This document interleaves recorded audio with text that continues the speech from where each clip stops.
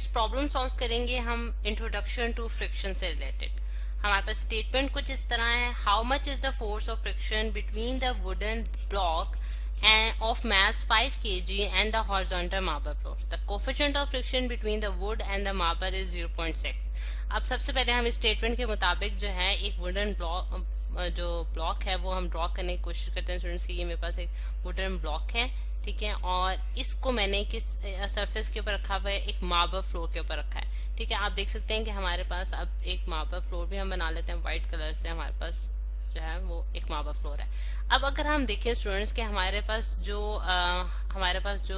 Wooden block था, ठीक है, उसके ऊपर स्टूडेंट्स उसका जो वेट होगा मतलब कि इस वुडन ब्लॉक का वो जो है वो हमारे पास एक्ट कर रहा होगा इन द डाउनवर्ड डायरेक्शन, क्योंकि हम जानते हैं कि स्टूडेंट्स हमारे पास वेट जो होता है वो हमेशा डाउनवर्ड एक्ट करता है towards the centre of the earth, यानी कि W जो है वो mg के बराबर होता है। और इसके जो ऑपोजिट जो हमारे पास एक रिएक्शन होता है, यानी कि जो कि सरफेस लगा रही होती है किसी भी बॉडी पे, यानी कि अगर आप किसी बॉडी को किसी सरफेस पे रखते हैं तो उसका वेट डाउनवर्ड एक्ट करता है बॉडी का, लेकिन जो सरफेस होती है वो उसके ऊपर ऐसा रिएक्शन जो फोर्स एक्ट करती है उसको हम क्या कहते हैं कि R से रिप्रेजेंट करते हैं, जो कि बेसिकली सरफेस रिएक्शन फोर्स कहलाती है। अच्छा, अब अगर हम देखें स्टूडेंट्स कि हमने ये पढ़ा था कि हमारे पास जो फ्रिक्शन फोर्स होती है, यानी कि Fs से अगर मैं उसे डिनोट कर दूं, Fs जो है वो हमारे पास डायरेक्टली प्रोपोर्शनल टू R होती है, यानी कि जितना ज्यादा हमारे पास रिएक्शन फोर्स होगी, या फिर इन अदर वर्ड्स आप ये भी कह सकते हैं कि हमारे पास जितना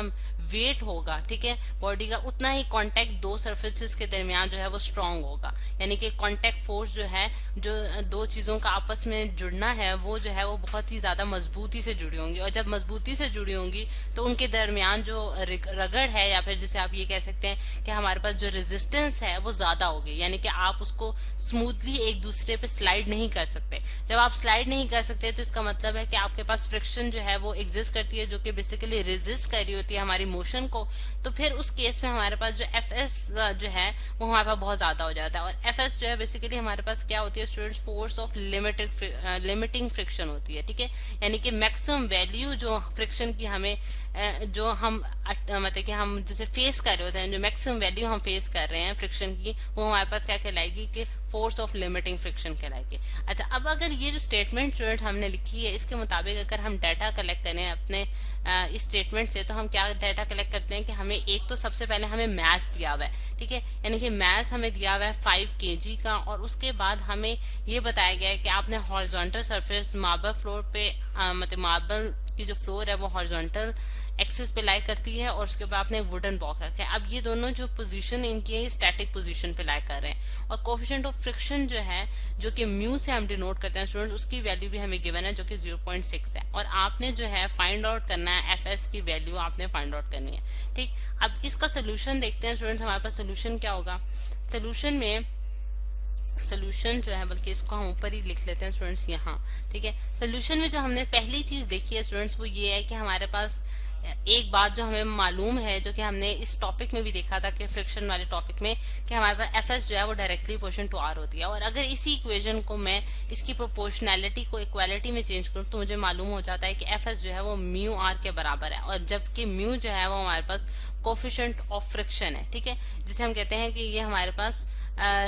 कोफिशिएंट ऑफ फ्रिक्शन है, यानी कि कितनी अमाउंट ऑफ फ्रिक्शन जो है वो बेसिकली लग रही है, जो कि हमें इस कोफिशिएंट से मालूम हो जाती है। अब क्योंकि हम जानते हैं कि R जो है, जैसा कि आप फिगर में भी देख सकते हैं कि R और वेट जो है ये ऑपोजिट डायरेक्शन में एक्ट कर रहे हैं, यानी कि R जो है वो हमारे पास इस केस में बराबर होगा mg के, ठीक है, यानी कि R माइनस mg हमारे पास 0 के बराबर आ जाएगा, क्योंकि ये दोनों फोर्सेस जो हैं ये भी न्यूटन में हम मेजर करते हैं रिएक्शन फोर्स को, और वेट भी हमारे पास न्यूटन में होता है, यानी कि ये दो फोर्सेज हैं जो इक्वल और ऑपोजिट डायरेक्शन में लग रही हैं, तो इस वजह से R को हम ms से जो है वो मतलब कि रिप्लेस कर सकते हैं, यानी R is equal to mg हमारे पास आ जाएगा। अब जब R is equal to mg students, ये वाला जो हमारे पास हमने फॉर्मूला जनरेट कर दिया है, इसमें हमारे पास सारी वैल्यूज हमें नोन है according to the given statement. तो हम क्या करेंगे स्टूडेंट्स, इसमें वैल्यूज पुट करते जाएंगे, यानी कि म्यू की वैल्यू हम 0.6 पुट करेंगे, फिर उसके बाद हम m की वैल्यू जो है वो 5 पुट करेंगे, और g की वैल्यू तो हमें नोन है क्योंकि ये कांस्टेंट वैल्यू होती है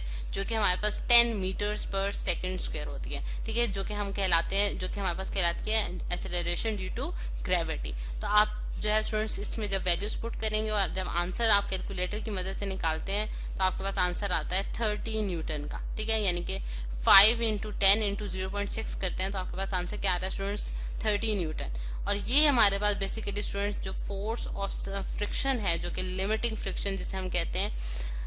वो हमारे पास जो है इस केस में, जबकि एक हमारे पास वुडन ब्लॉक अगर मार्बल फ्लोर पे पड़ा है और उसमें कोफिशिएंट ऑफ फ्रिक्शन हमारे पास 0.6 है, तो उस केस में हमारे पास जो है फ्रिक्शन फोर्स की वैल्यू जो है वो हमारे पास 30 न्यूटन एक्सर्ट होगी।